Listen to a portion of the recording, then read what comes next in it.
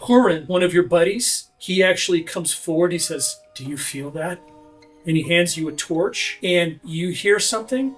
You hear like something big breathing. I say it's on a horse or something. I don't know what it is, but I can hear footsteps. Sounds like they're on a gallop. Hurin says, "Either it's on a horse or it's big." And he takes a step back. There is just a spooky feeling. I mean, it's like there's something in the air that's just not right. While I'm in shadow, I would like to strip off my helm and dismount and just lead my horse slowly towards the wall. Which one? I do the same. Wait till that hammer comes off. 18. Not only do you heave a sigh of relief, but you're actually shocked when the antlers in the head come off, and you see corn silk hair, long, straight corn silk hair, and a girl's feature, not a woman, a girl's features. And you're just, what next in this land?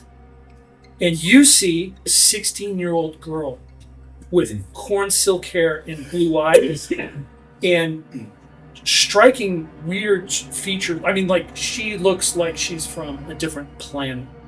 I just stand. And she's in all furs, holding a strange helm and leading a horse, completely calm. And she is weathered beyond her years. You're looking upon a savage. You're looking upon someone who is just not from civilization, and you can tell immediately from everything, from the calluses on her hands to how she's weathered, to how she looks at things, to how she carries herself, to how the horse reacts. How close is she to me? She is coming forward inexorably.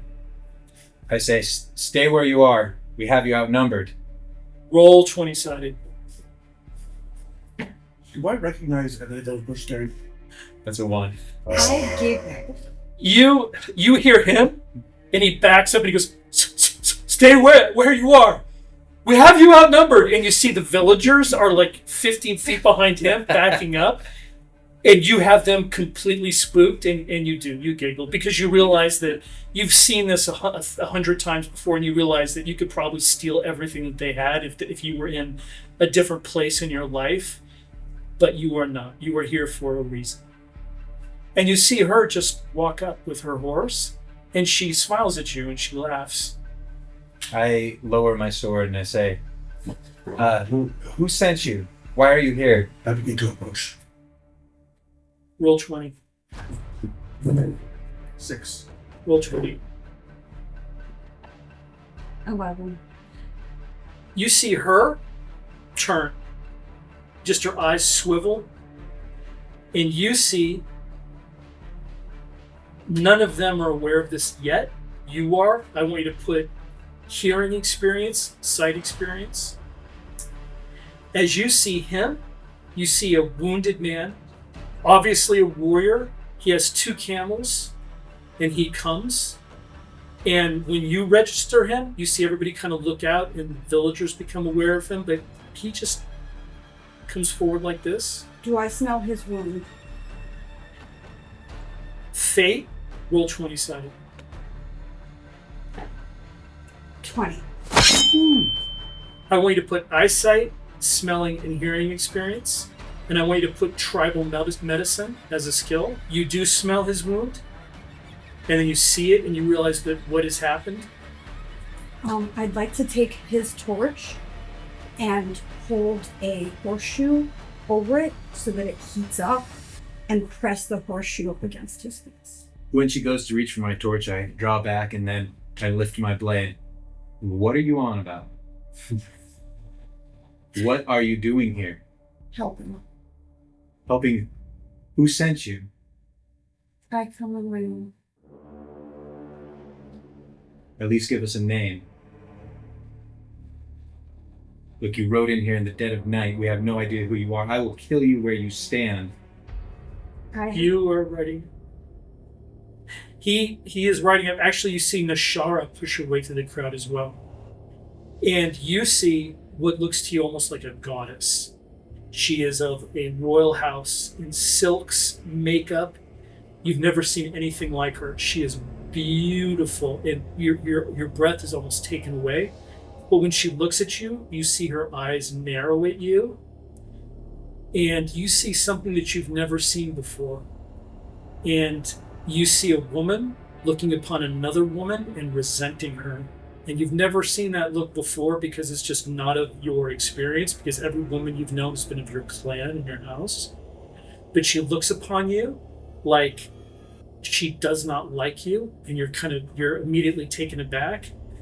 And this woman opens her mouth and her voice comes out, and it is like poisoned honey to you. And she says, "What goes? Who are you? And who are you?" She points at you. "Step forward out of the darkness." Who are you to command so? "I am Nashara." And you see this goddess, and you are a little you've seen women like her before, but not anywhere near, like, if she went to Megara, which is the largest city near the Chaotic Lands, she would be the most beautiful woman in Megara, and she would be at the palace. She says, "Come out of the darkness," and you almost instinctively, I resist just enough to pause, and then I go for it on my own. roll 20. 15. Fate, and when you do that, she smiles at you like, "Ah, you know how to play the game." And you can just tell that that's on her face. And you actually smile because it's like all of a sudden, And then I wince. oh!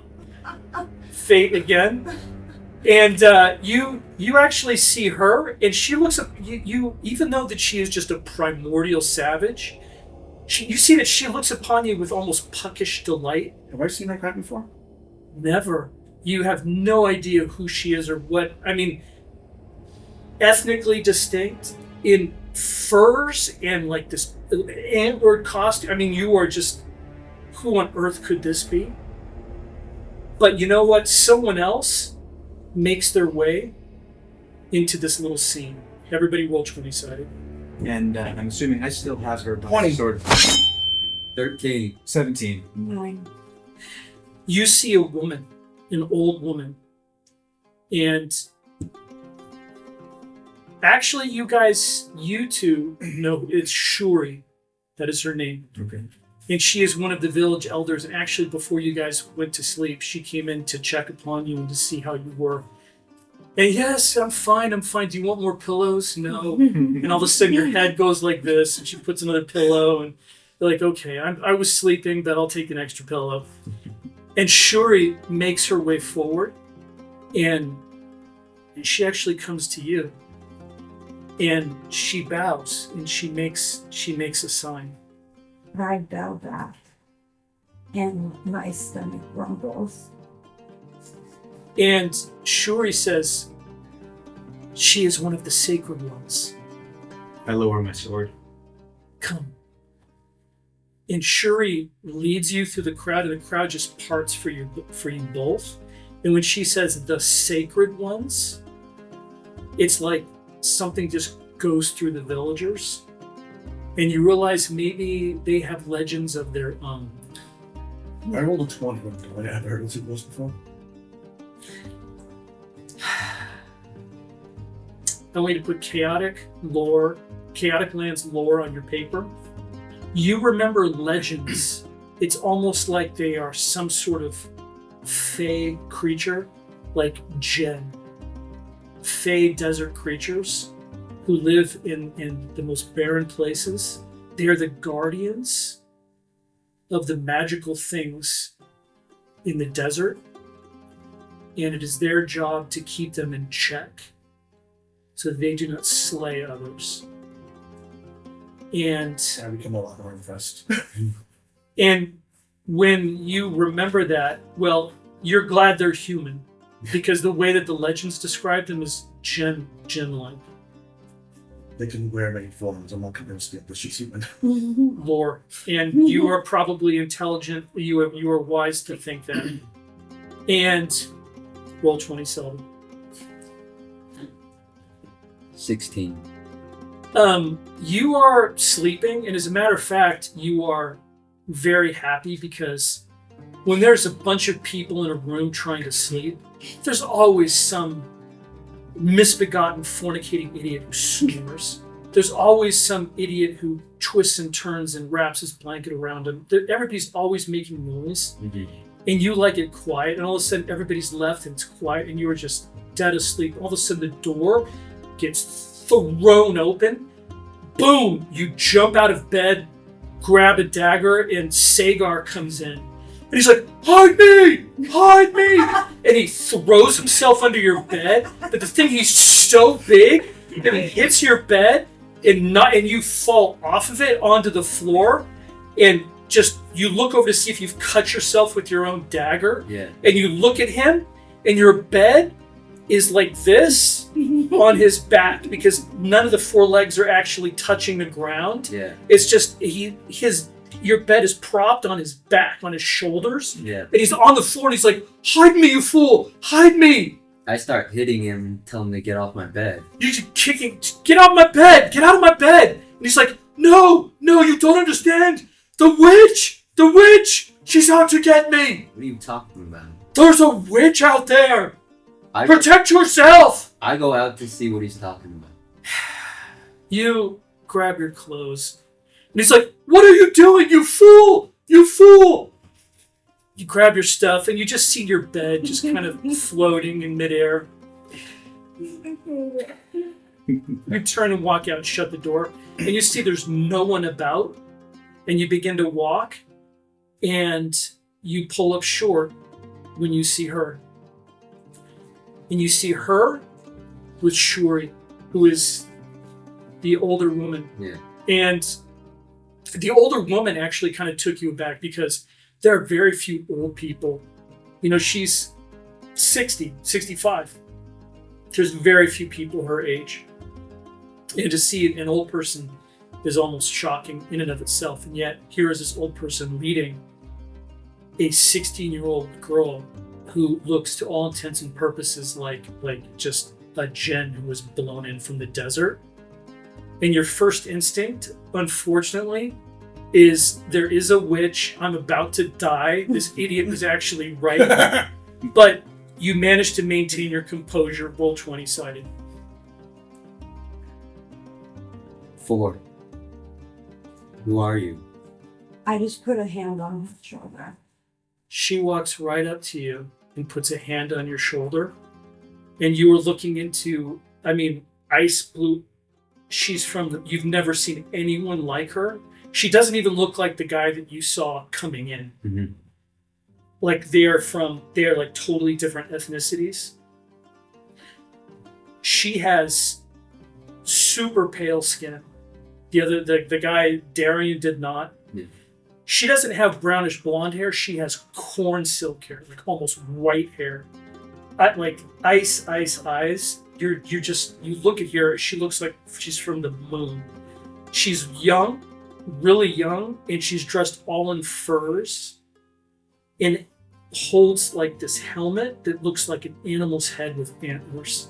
Mm. And she holds a staff that looks almost like a pitchfork, and she has horseshoes all over her, like a barbarian would have knives.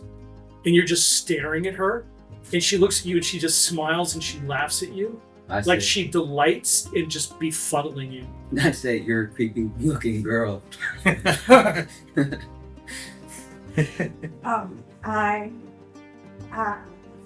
smile as if it was the best compliments in the world, and I continue following Shuri. Stay in faith. And the rest of you are just sort of like, Shuri leads you to a house, and it's the whole village is there. And all of you are there, and she is sat down and food is brought before her and drink, and you've never seen, you are famished, and you've never eaten like this before in your life. You could like this. I take advantage of her distraction everyone's eyes are on her. I walk into the ghost bedroom and listen. You know what we do? Like, Fate, roll 20 sided. Do I see this? Roll 20. 19. 6. You are just as taken with what's going on as everybody else. In spite of yourself, it's just like, it's a weird moment. As a matter of fact, the village is like totally unguarded. I want one person to roll 20 sided one time to see if that is a problem. I'll do it. 18. Dan doesn't like you very much. You lead your camels in, and as a matter of fact, you look at this wall that they've created, and everything is drying, and you kind of Little crumble. knock it over and bring your camels in, and then just kind of put it back together, let them figure out the mortar and all of that, and you lead your camels in, and you look around, and here's what you see, and this will help everyone, because none of you have been here before yet. You have seen this with your eyes, but this is actually a natural semicircle with high cliffs. And as you look around, you see the cliffs have all been worked. You see stairs, and you see catwalks. You see actually bas-relief carved into the walls with statues, not exactly statues, but relief and writing, and it's all in thought. Depicting what? Depicting the building of something that is right there, because it's really obvious that that's what's happening. It's almost like describing what they have done. And you look up and you see a cliff face that should not be a cliff face, because according to all of these carvings and everything, there should be just a giant natural cavern. But instead of a giant natural cavern, you see what could be a cavern entrance with like a straight cliff. Roll 20 sided. 5. And you think that's odd. That's all. And then you see what almost looks like a nose, but instead of coming out of the middle of the cliff face, it's like way down here to one side and down of rock, which makes no sense at all. Where would, if that is a nose, where would the eyes be? Everything else is just smooth, like just a cliff face. And there is like a natural platform in front of it, but we're talking it's like 3 stories up. So natural platform, but there's stairs leading up to it, bas-relief everywhere, and it's carved. And this is obviously like something the Thoth did thousands and thousands of years ago. But this village is much newer, much newer, but it is still quite ancient. So the village could be 2,000 years old, but all this Thoth stuff predates it by 2,000 or 3,000.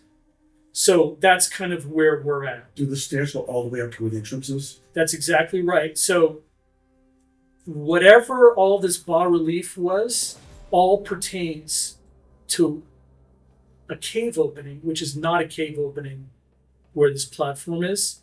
And you take this all in because you have a nice leisurely ride, because there is no one in the village. And you know where they have all went because you can hear them, because the whole village is clustered around one house. Everyone roll 20 sided. As Shuri turns to you after you have eaten and drank. 7. 11. You are surrounded by the whole one. Oh, Roll again. 20. Redeeming myself, hopefully. You are surrounded by the whole village. As you sit, you're in this sort of overstuffed chair and you're eating. They gave you they actually laid an offering before you, and you've never seen anything like it. They're thin and made out of some kind of beautiful metal, and one of them actually looks like your staff. It looks like a smaller representation of your staff, like they almost knew you were coming. And another one looks like your staff, but there's a sun on it. And another one looks like a representation of a knife. And they gave them to you, and they actually put a plate in front of you. And as you begin to eat, you realize that these are maybe offerings for you.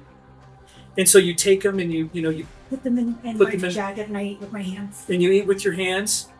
And after you've eaten, Shuri, she says, "Why are you here?" And she signs as she talks, unsure whether you speak her language.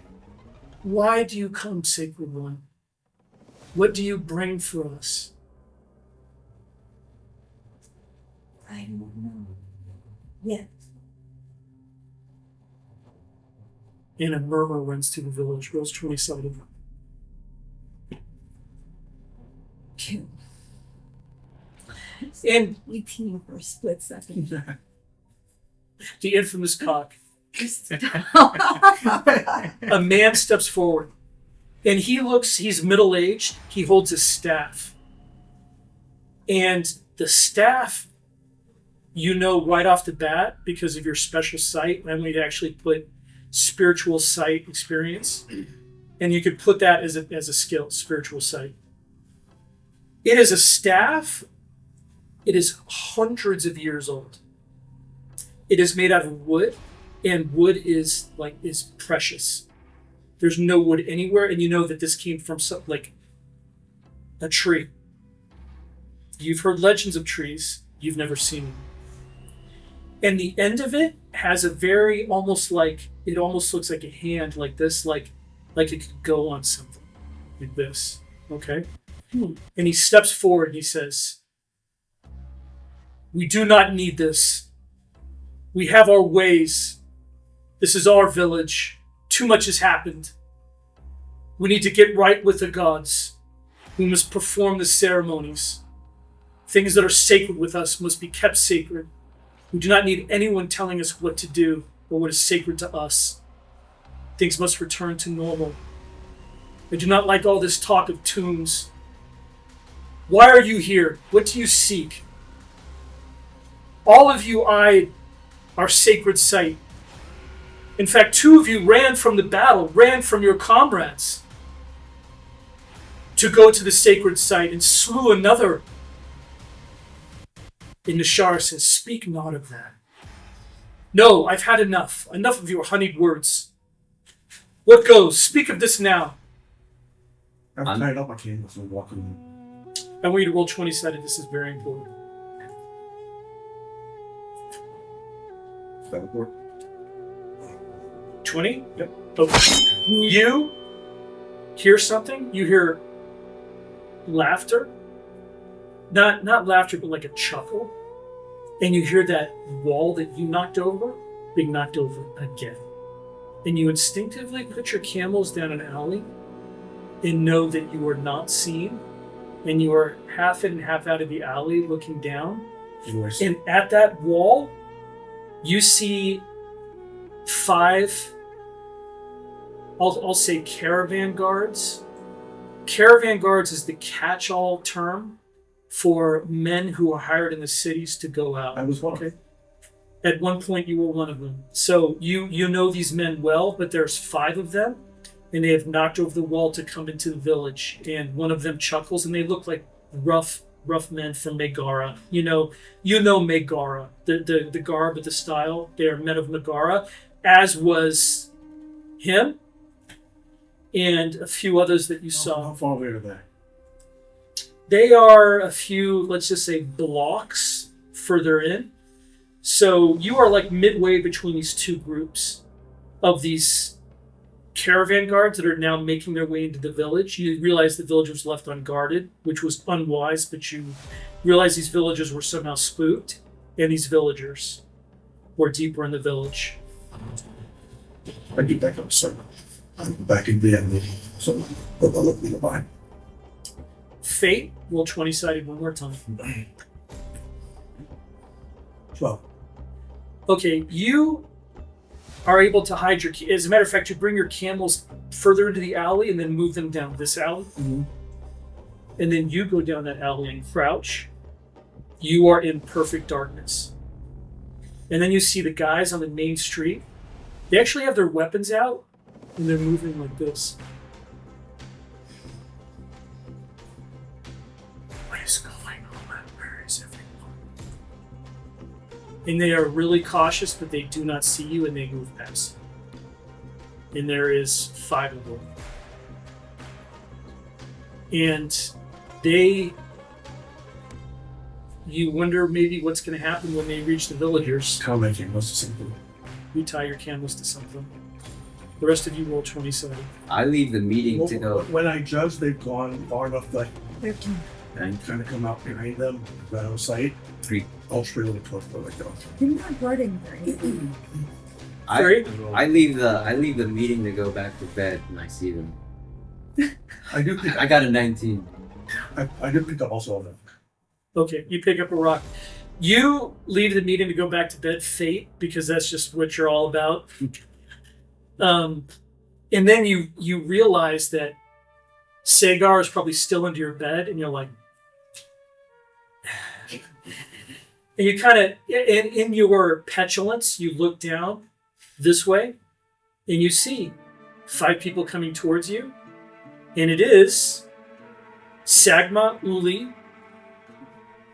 Urtur, Adaman, and Beluda. And they are 5 of Thalon's men. You know them well. They just weren't with your group. And they see you and they stop, and then they realize it's you, and they're like, Sinbad. And Sagma, who is probably the leader of the group, he walks up to you and he says, where's everyone? They're having some stupid movement. Food, drink? They might give you some if you go to a meeting and ask. It's over that way. Sagma kind of, he looks around and he says, why don't you introduce us? And he kind of puts his arm around you and he says, come. Fine. I go over and introduce them to this. You trail them, and you are in the midst of talking with this village elder, and you look up and you see Sinbad walk in with 5 guys, and no one even notices them. It's all on this elder, and the elder has stood up, and he is defiant of what is going on, and he has called you out, and he is, what of the tomb, announce your intentions. So I see Sinbad and the 5 guards. I see him being tailed.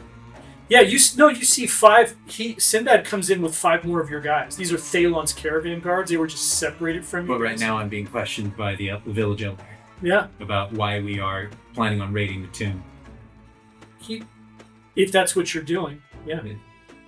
So I look at them. I look at the elder. I look at them. I look at the elder. Walk in. Nobody even seems to notice you. I've noticed. I noticed them, not noticed these people. Yeah. Like, they saw you before, so it's not quite like the 5 guys, but... And I say to the village elder, my most esteemed elder, your village has had quite a day.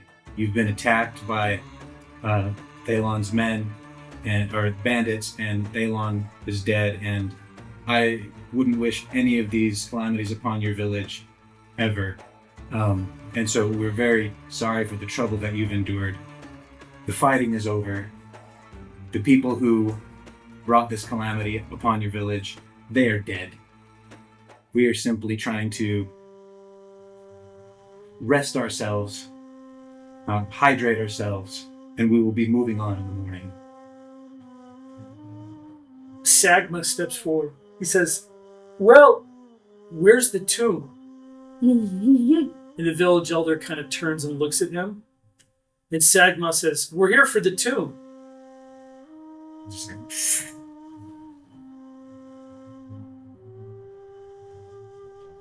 Sagma says, there's 10 of us.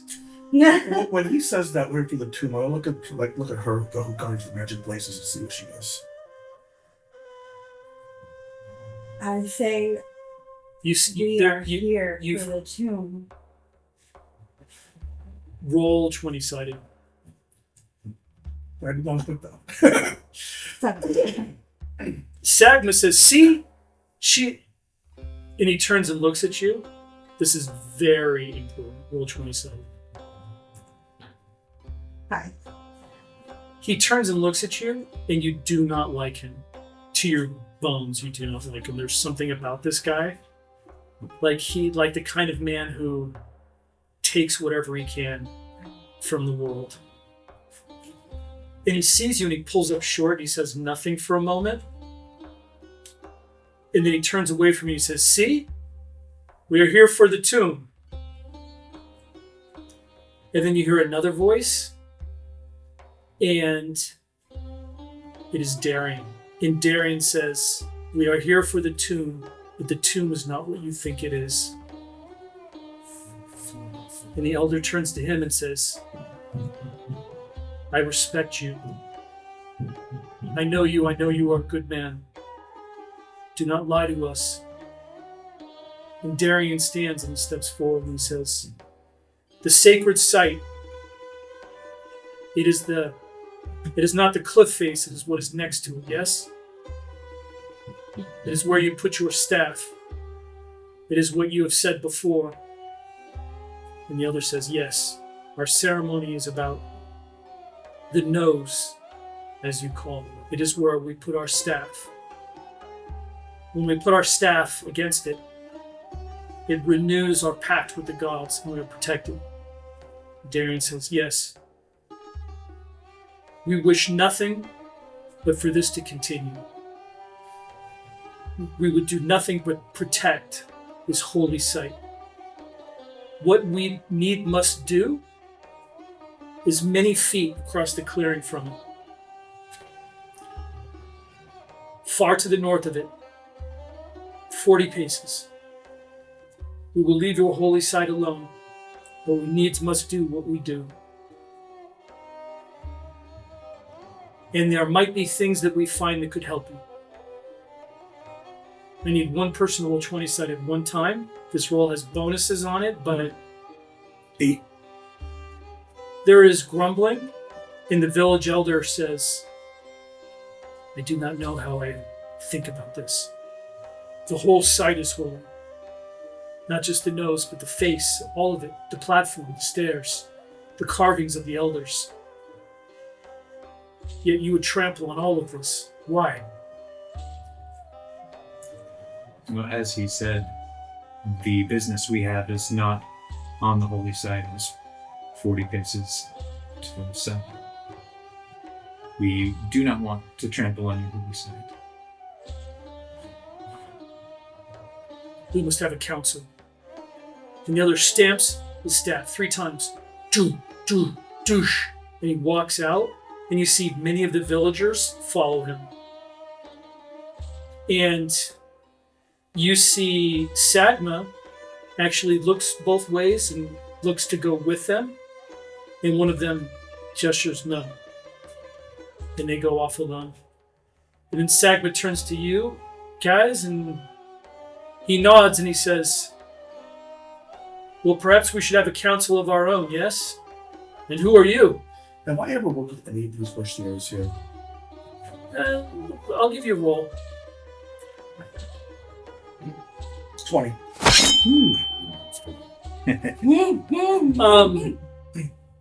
Put city lore on your paper and city lore experience. You recognize more. He was a gladiator in Megara. He has evidently been free. He might be one of the tougher guys here, but he is just like a non-entity. He does not speak. He's just like, he's someone who's not noticeable, who just blends into the shadows. You do recognize Sagma. You recognize a handful of the other guys. Roll 20-sided, roll 20-sided. 11. You recognize both of them, but they were coming up just as you were leaving. All right, so they were like Green. when you were sort of done with the life and onto something else, because you realized that there was no one in the chaotic lands and there was gold to be had. You found that out on your journey and you decided to kind of switch gears. Mm-hmm. But you have seen them before, you believe, in the Shiksa a few times, but they have greatly changed. They're not green anymore, and it would be unwise of you to even probably bring that up. You would be challenged. They are men now. I see when I say, hey, it's Gramps. Fate, roll 20. 2. You say, hey, it's Gramps. The other men, the mercenaries, the caravan guards, They kind of look at you and look at him, and they back off. Like they take a couple steps back and give you guys some room. You're lucky I liked you. Yeah. When he says that, they kind of actually roll 20-sided. This is important. 5. When you say that, you realize that you may have lost respect in this group because he has kind of challenged you and you kind of answered it but kind of didn't. So they may look upon you a little bit differently, which you don't like. You may have to prove yourself at something. If I do, I do. If you do, you do. But right now you are wounded and you're not in the mood. But all of you are there, and Sagma, he says, and actually a couple of the villagers have stayed behind. You see Anki is there, Ashan, and Impi, which are like 3 boys who just sort of like maybe want to be you. They'll probably leave the village and go back with you to Megara, but they are there as well, and there are actually 10 of you there now. 10 of the caravan guards of Thalon. And Sagma says, well, here we are. Is Nashara anywhere in this, or is she? She's there, yes. But she has sort of like stepped back into the shadows, and Sagma has stepped forward. I turn to Nashara because she's the one paying me. This What was village. it again? It's been a long time. So I go towards Nashara. I ignore the village elder. My patience is wearing thin. He's not paying me. So I go to Nashara and I say, the price just doubled. We have more men now. Roll 20. One. We'll have to agree that. Can I do an angel story reroll? Yes. Okay, roll 20. All right. Roll a 1. Again. 18. Okay, so you guys are all there, and Sagma, he says, there's 10 of us. We can do whatever we want to this tomb. Are they going to stop us? We're in their village. They've just had a hard fight. I don't think they're in a position to make any demands. I know one thing for sure is that Nashara is paying us whatever we can take from that tomb. And now we don't have to go out of our way and smash their holy site, but whatever is in that tomb is ours and we split it amongst ourselves. Sagma turns to Nashara and says, is this true? You're paying us? Nashara says, I care nothing for the riches in that tomb. What I will take from that tomb is nothing that you would want. And Sagma says, oh, really? What are you taking from the tomb? That which would aid me to have my family return to their position in second. Magic? The Sangmal wants magic. Sangmal buy half the things that come out of these tombs of Thoth. Yes? Yeah. They pay good money. Yeah. So why should we not have those things as well? And Nashara laughs. Look at more. Auction. Moore is just in the shadows, kind of looking down, like just blank. And roll 20. Does his posture change at all? 6. His posture doesn't change. His heart rate doesn't go up or down. His eyes don't move. It's almost like he's not even listening to you guys. You're not quite sure what his problem is. If that's just him. Was he like this in the He was a gladiator. He stepped into the pit. He bowed. Ashara laughs. She says, it is my share. I will take what I want. You can have the rest. What I will take will be a pittance. If it truly is a tomb, all of you will be rich anyway. And Sagma goes, oh, well, we'll see. And he looks at you. And he nods like, are you with me? I say, there's no guarantee that tomb hasn't already been broken into. We aid you and it's empty, we get nothing. We demand something up front. Yes. And what do you want out of all of this? Well, is Shuri still around? Shuri is not. Actually, everyone has kind of left except for this sort of Megara crowd. Mm-hmm. You, Darian is there, Moore is there, the 3 boys. Actually, servants come in and out. They're still serving drinks and food. Okay.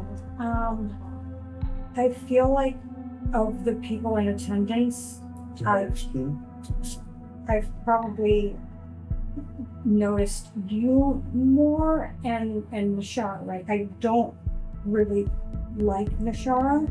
I do like Darian. So I turn to him and I say, what is it?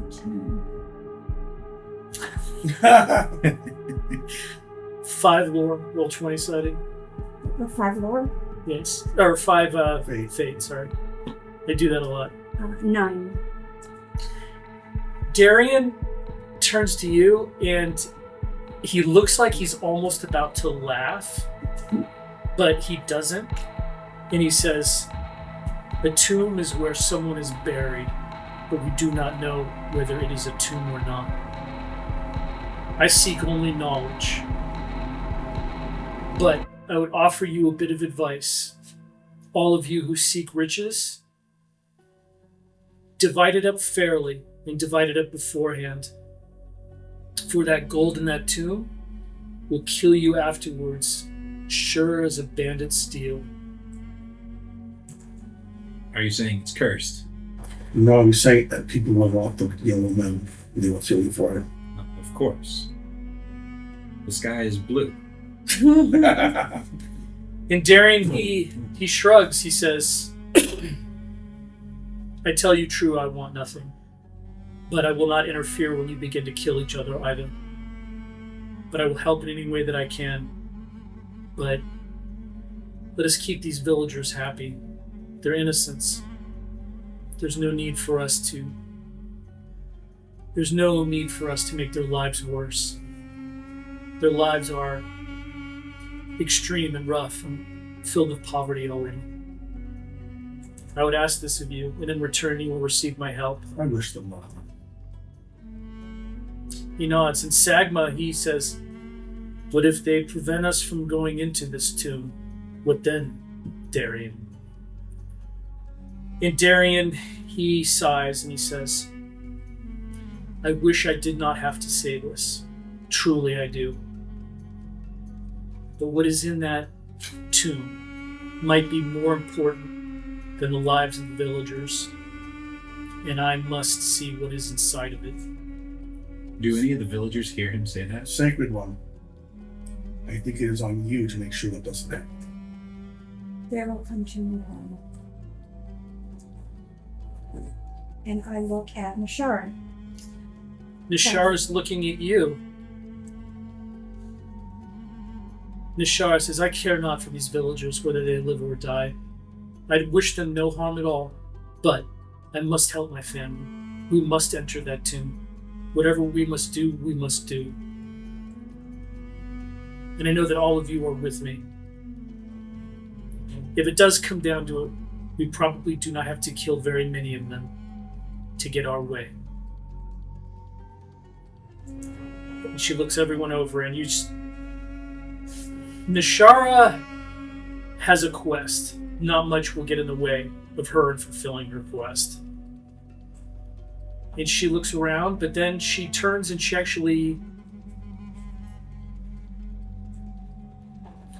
says, "I think all of us should continue this conversation in the morning. And let us make it short. And then let us go, let us enter our tomb." I take food and water from one of the servant kids. I need somebody to tend to this wound and clean it. It is not over, but it will go bad quickly if it does not. I'd be out.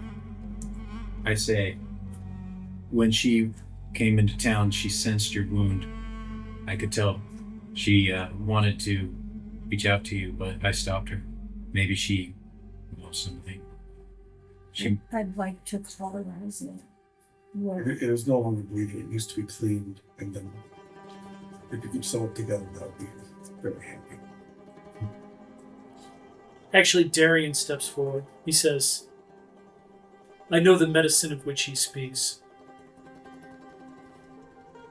And he nods at you. Somebody get me a stick. Long sticks here. With a piece of cloth. Wrap it. He takes you to one side. He says, all of you? He says, if you wish, I will teach you of this. Watch carefully. And Darian actually sits him down and goes to work on his face. And I want all of you to put on your paper, binding and medicine. And you realize that he is a master from another place. And he actually does clean the wound. He says, he goes through the whole thing. He says, do not use wine, use something that is stronger. And fermented mare's milk is found and brought out, and it smells horrible, but he says he takes a drink of it and says it will do the trick. I am talking about. And he washes out the wound with fermented mare's milk. And it is nasty. And he is in a lot of pain, but he cleans it up. He sews you up. He says, we'll take a look at it tomorrow. And he tells you how to sew up a wound, heat up the needle, tells you what to sew it up with. And all of you learn a lot. And all of you, he nods, there's a quiet strength to him. There's something about him. You can't place it, but you like it, and you know he's the kind of person who can be relied upon. Everybody roll 20-sided real quick. Is there anything you do before you are taken to Live. Yeah, I want to have a small conversation with Darian. 5. All of the caravan guards, the new ones, are found quarters. When you go back to your quarters, your bed is thankfully on the ground, and Sagar is sleeping in his own bed. You just kind of roll your eyes at him. You actually find Darian, and he nods at you. I say, Darian, it's not very often I meet somebody who is motivated by coin. I know you said you're a man of knowledge, and also that these villagers' lives aren't as important as what's in this tomb. So tell me, what's in this for you? And can we trust the shard with whatever that is? I know not. I know not. I am... My words may not ring true to you, but I assure you that they are. And you realize that everything he's about to say is probably completely true. I am a desperate man, but I am not desperate for gold. I am desperate for knowledge. But I am desperate nonetheless. Are you desperate enough to kill these villagers if they stand in your way? I hope not. What knowledge do you seek? What are you desperate to find? It is a long story. It is one I must never share with anyone. But only know this: once I find what I wish to know, I have a journey of thousands of miles to get where I go to tell my stories. I am of no bother, no account to this land whatsoever. I tell Darian, I won't stand between you if you must kill these villagers, but I will not take part in it. My reputation in these lands will be tarnished. I would be known as a butcher, and I simply cannot have that. He actually holds out a hand, and he touches your shoulder, and he says, "Forgive me. I spoke my fears. I did not speak my mind. I am a good man. These people have nothing to fear from me. It sounds as if you are as well." Debatable, but I will say that the prospect of whatever is in that tomb could make me could change my life, and obviously with Thalon being dead, this is the next biggest contract. This is once I do this job, I go back to my lands and I become hopefully marry into nobility. They will recognize me. They will see me as a noble man. So, like I said, if there is evil here, I will have no part of it. Gold is not enough to make you a noble man. They need your something. Then it will be by my deeds that I am known. Darian kind of looks at you and his fate. His eyes kind of narrow a little bit. And he takes out a coin. And he says, "The very last I carry." And he spins it in the air. And you hear a very special sound. One of the most interesting things that I've ever heard in real life was a guy that had 4 different kinds of coins, and he took all of them and went bing in the air, bing, and they all made a different sound because they were all made of different things. And the gold coin had a ring to it. In seeing gold in real life, that much gold that I had never seen before, there's something about gold. And when he goes ding, it's a gold coin. You've never seen a gold coin. And it lands in his palm and he says, "The last one I carry." And he goes, ding, and it goes your way. I reach out and snatch it. You have a gold coin. I look down. I would put it on your paper. And I close it in my fist and look back at him just in disbelief. And I nod my head. He says, "Do you believe me now that I seek knowledge?" I do. I believe your intentions are pure, at least as far as not being motivated by money. I wish I could say I was the same caliber of man as you. Well, let us protect our villagers, yes? Yes. He nods. He says, "Garush, I like you. We will be friends." All this talk, all these threats, remind me why I left you out to live this alone. Darian kind of chuckles and he says, "Carth, I like you too." When it is settled, we will lay off in the morning for the tomb. Villagers be damned. He nods. And he goes to his quarters. I'd like to talk to Shuri after their council. You can go and find the council, roll 20-sided. Actually, roll. Let's see what we got going. Not one. I'll do a angel sword here. Okay. Okay.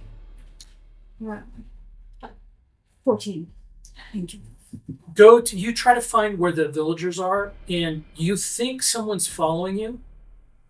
You're not a good person to follow because you're someone who is attuned. But when you turn, you realize that they are either not there or they have given up the chase. And you continue, and you do find where the villagers are. And you go to where they are, and the village has kind of returned to normal. People are going to their beds, people are going to their houses, they're resuming guard duties. But there is this raucous sort of argument happening at the elder's house. Mm. When you get there, you realize that there are 2 camps. There are those who wish to support all of this, and there are those who do not. Mm-hmm. But when you come up, you see that there are children and women like clustered around the house, and one of them turns to you and you motion that you wish to speak to Shuri, and Shuri is retrieved and she comes out. And she nods at you. If you stand tomorrow, you die tomorrow. Sleep in. All of it. Please. You can almost see her pulse go up. Roll 20-sided. 6. I wish I could convince the others. We shall see. And she turns and she goes back into the meeting. Do I know of any herbs in the vicinity that could possibly have an effect on humans? Not to harm them, but to make them sleep. Person. There are certainly herbs that can help people sleep.